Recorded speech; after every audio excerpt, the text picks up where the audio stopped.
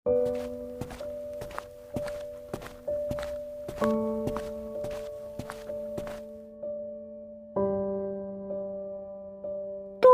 এখনো পড়ে পড়ে ঘুমাচ্ছ? আজ 7টা দিন ধরে আমি তোমাকে বলছি ঘরে কোনো বাজার নেই, কিন্তু তুমি তো আমার কোনো কথাই কানে তুলছো না যে। আমার হয়েছে যত জ্বালা, এই সংসারের ঘানি টানতে টানতে আমার জীবন শেষ হয়ে গেল। আজ তুমি বাজার না নিয়ে আসলে তুমি রাতের খাবার পাবে না। সকাল না হতেই শুরু, সাত সকালে চিৎকার চেঁচামেচি শুরু করে দিলে। তুমি তো ভালো করেই জানো জমিদার মশাই রাত 8টার আগে কাজ থেকে কিছুতেই ছাড়ে না। আর রাত 8টার দিকে বাজারে যাই, বাজারে তেমন কিছু পাই না। এত কিছু শুনতে চাই না। আজ শনিবার, শিমুলডাঙ্গায় হাট। তুমি হাটে যাবে আর হাট থেকে বড় একটা মাছ কিনে নিয়ে আসবে। আচ্ছা ঠিক আছে, আমি চেষ্টা করব। জমিদার কাছ থেকে ছুটি নিয়ে আজ হাটে যাব।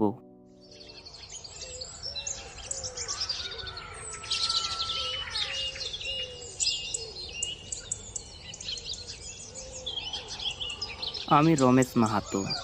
আমি একজন সাধারণ ছেলে। আমার পূর্বপুরুষরা জমিদার বাড়িতে কাজ করত। আমিও জমিদার মশাইয়ের জমিতে কাজ করি। জমিদার মশাই মানুষটা খুব একটা সুবিধার নয়, কিন্তু জমিদার মশাই ছাড়া এই অজপাড়া গায়ে কেউ আমাকে কাজ দিতে পারবে না। আশেপাশে 10 গ্রামে এমন কোনো ব্যক্তি নেই যে আমাকে কাজ দিতে পারবে, তাই বাধ্য হয়ে জমিদার মশাইয়ের জমিতে কাজ করতে হয়। নানান কথা ভাবতে ভাবতে একসময় জমিদার মশাইয়ের জমিতে চলে আসলাম।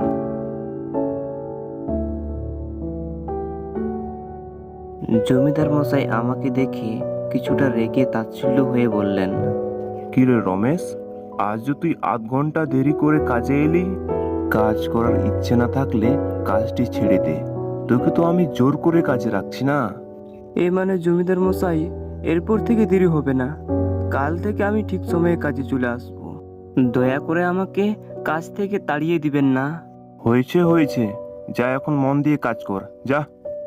এই কথা বলে জমিদার মশাই সেখান থেকে চলে যায়। আমি সোখা জমিতে কোদাল কাজ করতে লাগলাম। জমিদার মশাই আমাদের গ্রামের সবচেয়ে ক্ষমতাধর ব্যক্তি, কিন্তু তিনি আমাদের বিপদে আমাদের পাশে কখনোই থাকেন না। কাজ করতে করতে একটি সময় আমি ক্লান্ত হয়ে যাই। একটু যে বসে বিশ্রাম করব তারও উপায় নেই। আজ শিমুলডাঙ্গায় হাট। জানি না জমিদার মশাই একটু আগে ছুটি দিবেন কিনা।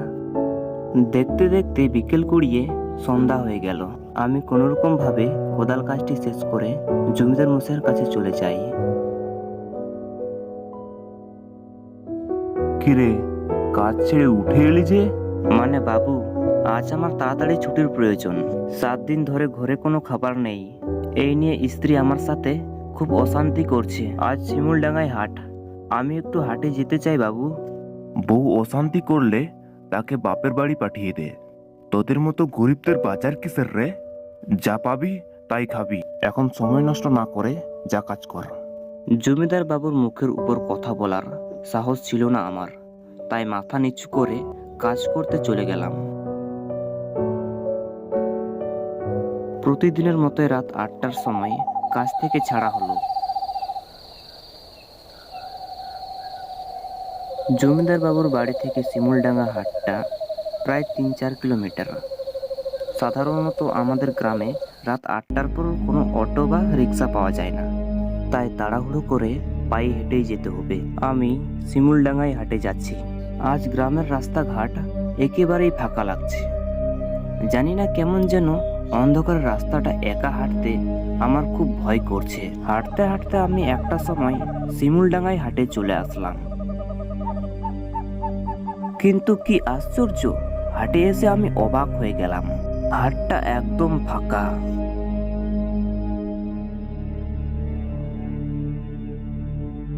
হাটে কোথাও কোনো মানুষ দেখা যাচ্ছে না। আমার মনটা খারাপ হয়ে গেল। জানি না বাজার নিয়ে বাড়ি ফিরতে পারবো কিনা। বাজার নিয়ে না ফিরতে পারলে কপালে অশান্তি আছে। হঠাৎ করে কারোর কান্নার আওয়াজে আমি চমকে উঠলাম। আমি আশেপাশে ভালো করে তাকাতে লাগলাম, কিন্তু কাউকে দেখতে পেলাম না। কি আশ্চর্য, কান্নার আওয়াজ কোথায় থেকে আসছে? আমি তো কাউকে দেখতে পাচ্ছি না। তখন হঠাৎ করে কান্নার শব্দটা থেমে যায়। আমি অবাক হয়ে চারিপাশে দেখতে লাগলাম। পুরো শিমুলডাঙ্গা হাট ঘুটঘুটে অন্ধকার। দু হাত সামনে কি আছে তারও বোঝার উপায় নেই। দেখে মনে হচ্ছে যেন কোনো শ্মশান হাট। চারিদিকে একদম নিস্তব্ধ পরিবেশ।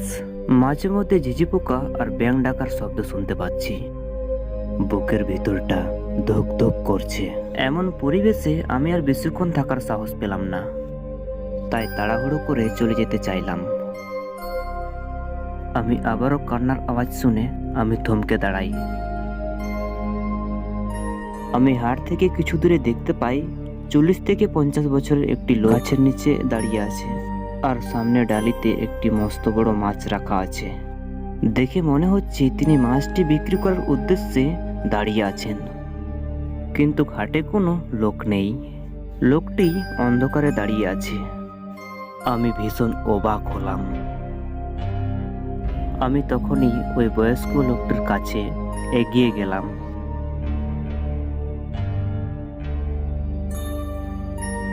কাকা, আপনি এখানে দাঁড়িয়ে দাঁড়িয়ে কান্না করছিলেন কেন এই অন্ধকারের মধ্যে?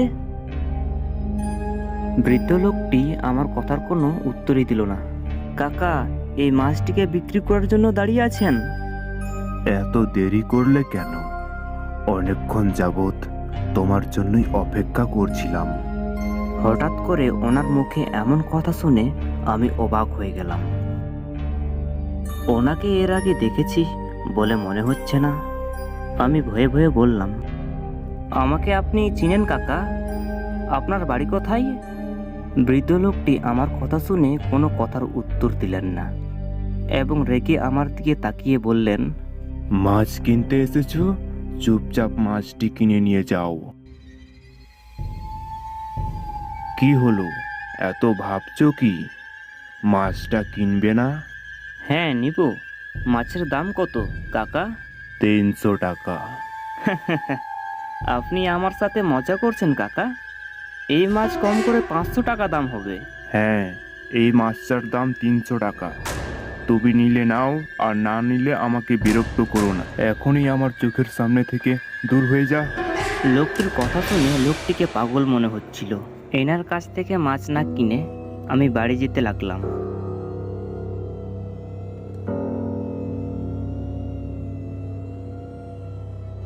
আমি খুব দ্রুত গতিতে হাঁটতে লাগলাম, কিন্তু কি আশ্চর্য, আমি কিছুতেই শিমুলডাঙ্গা বাজারের বাইরে আমি যেতে পারছিলাম না। আমি বারবার ঘুরে ফিরে ওই লোকটির কাছে আসছিলাম। প্রথমে ভাবছিলাম আমি হয়তো অন্ধকারের পথ খুঁজে পাচ্ছিলাম না, কিন্তু আমি পরে বুঝতে পারলাম আমি কোনো মায়া জালে আটকে গিয়েছি। তখনই আমি আমার প্রচণ্ড শক্তিতে আমি দৌড়তে লাগলাম। যখনই আমি আমার প্রচণ্ড শক্তিতে আমি দৌড়াচ্ছিলাম, বয়স্ক লোকটি হঠাৎ করে আমার সামনে এসে দাঁড়ালো, আমার পথ আটকালো। দাঁড়া, কোথায় যাচ্ছিস? মাছটা কিনবি না? তখনই সেই বয়স্ক লোকটি আমার সামনে মুহূর্তের মধ্যে ভয়ঙ্কর রাক্ষসে পরিণত হয়ে যায়। সেই প্রেতাত্মাটি ভয়ঙ্কর ভাবে গর্জাতে থাকে আর বিকট ভাবে হাসতে শুরু করলো। সেই ভয়ঙ্কর প্রেতাত্মাটি দেখে আমার হাত পা হিম হয়ে গেল। আমি এখন কি করব কিছুই বুঝতে পারছি না। সেই ভয়ঙ্কর প্রেতাত্মাটি আস্তে আস্তে আমার দিকে আসতে শুরু করলো। আমি আর সেখানে দাঁড়িয়ে থাকার সাহস পেলাম না। আমি মুহূর্তের মধ্যে প্রাণপণে ছুটতে লাগলাম। সেই ভয়ঙ্কর রাক্ষসটি আমাকে ধরার জন্য আমার পিছনে ছুটতে থাকে। আমি দৌড়াতে দৌড়াতে একসময় আমি মাটিতে হোঁচট খেয়ে লুটিয়ে পড়ি। আমি সেখানেই জ্ঞান হারিয়ে ফেলি।